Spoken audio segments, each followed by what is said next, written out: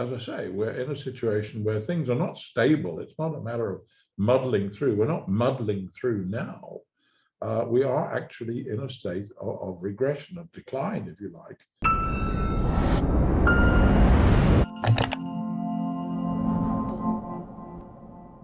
How long can South Africa survive? I posed this question to R.W. Johnson, a political scientist and author, in a recent episode of my podcast. What follows is a short extract from our longer conversation. You can watch the full interview by clicking on the link in the description below. Enjoy.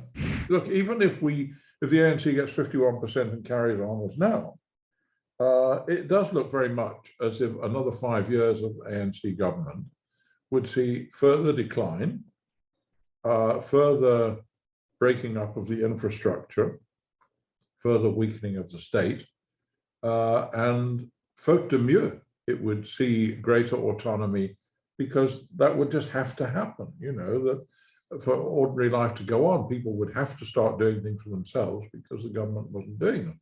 And I think that, what we can see at the moment is that criminal gangs are moving into that space, and that these various mafias, which are now, very widespread and are not only demanding money from property developers and builders, but from mines and farms and government departments and what. I'm reminded of Franz Cronje's scenario from a few years back, where he thought that that's what we were heading to, that we would have a sort of enclave society where there would be an enclave in which life for the middle classes would go on, with private security, private schools, private health, and so on, a little bubble in which they could live.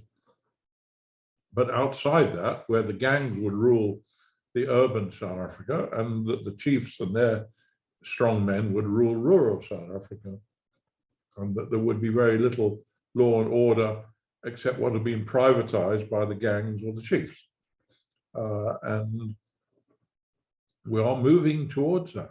The ANC is so impotent that they can't stop that. And I think another 5 years just of the ANC would see a tremendous progression towards that.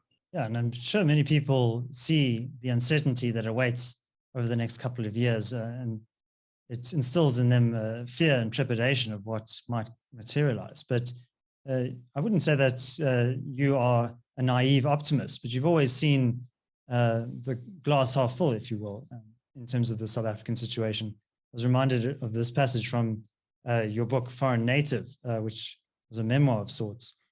And you say, Africa, especially South Africa, is often so disturbing, so saddening, so gladdening, and just plain interesting that once you've lived here long enough, it's hard to live anywhere else. And you tell this anecdote of somebody who returns from Australia. He says, that it was a rather bland place. He says it was a relief to get back to abnormality when he arrived back in South Africa. I think I'll use that line a bit more frequently myself. But, do you see us kind of muddling along in the same uncertain state, but somehow managing to get things together? What is your view of the next 5 years? Well, it does depend on what happens politically to some extent. But look, at the moment, we are in a state of regression. We are moving backwards. And, you've really got to take that on board, because historically this is unusual. As we know, the European Dark Ages were just such a period, a very frightening period, where things go backwards. And that was basically caused, as we know, by the pirates in the Mediterranean, interrupting the flow of grain from Egypt to Western Europe, which created conditions of starvation right across the continent. And thus, the only way to feed yourself for winter was to go and raid the next door community. So it meant everybody against everybody else, and only the strong could survive. And the only way you could get through was having a robber baron under whose wings you clustered and hope that he could beat the other robber barons. And that was what the Dark Ages were about. Now, here, as I say, we're in a situation where things are not stable. It's not a matter of muddling through. We're not muddling through now. We are actually in a state of regression, of decline, if you like, and that will continue under ANC government. look, Ramaphosa has not turned that trend around at all. It has continued on down under him. And I would expect if he gets back in with an ANC majority, then I think that trend will continue. I don't see him even leveling out. And what do you make of some of these emergent secessionist movements? I mean, there's been this Cape independence movement. Seems a very small group of people at the moment, but do you think that this could gain some currency? Could we see similar moves in places like KwaZulu-Natal? Look, it's always a possibility in Natal. Natal does feel separate and different. And it isn't just the old white federalists and so on. You know, it's always at one remove for the Zulu kingdom and so on. And the truth is, Natal would make a very decent country on its own. It's got that wonderful, it's got the two biggest ports. It's got, you know, it can feed itself. Very good. It gets half of all the rainfall in the country. It's very rich agriculturally. You know, it could make sense as a country.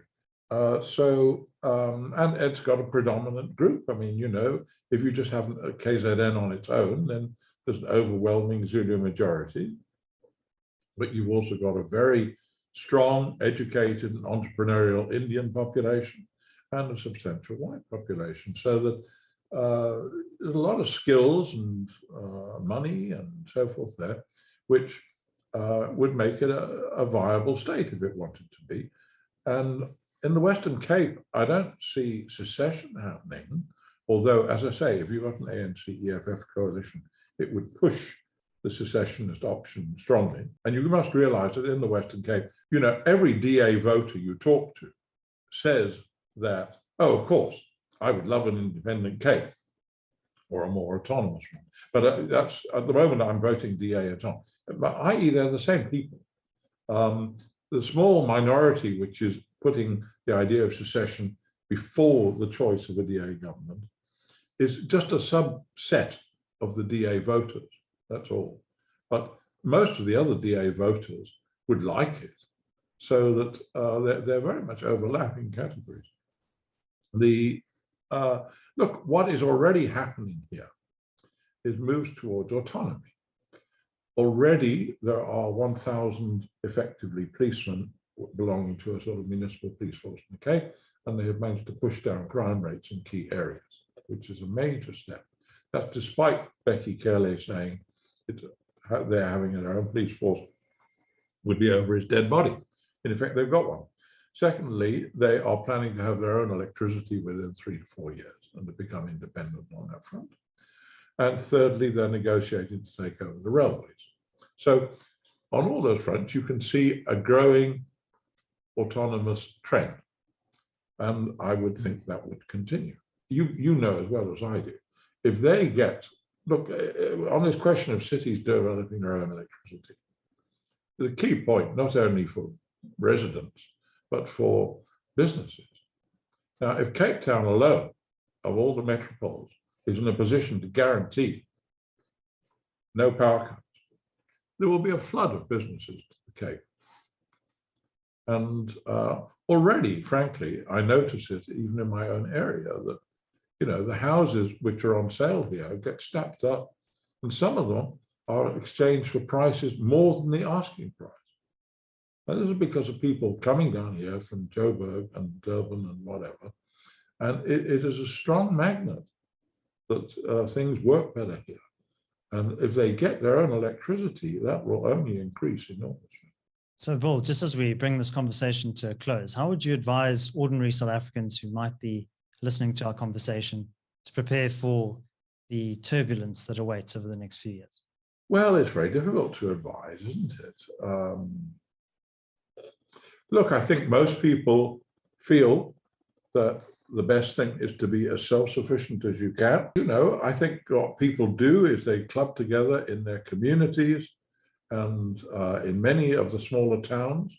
I think it boils down to AfriForum and solidarity, certainly in Afrikaans-speaking areas. I think they're playing a very constructive role in that respect. But in other towns, it's less clear what to do. I think in KZN, during the riots, one of the things that was very striking was how the Indian community, particularly the Muslim parts of it, played a very strong role, basically as vigilantes, and in preventing rioting reaching certain areas. That was a surprise, but a very welcome surprise to many whites, I think. So it depends on your area and what the key elements are in that area. So I think it does depend locally on what's available to you. Thanks for watching. Let's hand over to you, our audience. Do you think South Africa can survive as a unitary state? Leave your thoughts down in the comments section below. Also, if you would like to watch the full interview with Bill Johnson, that's linked over here. You can also subscribe to my other channel, that's linked over here. My name is David Ansara. Until next time, take care.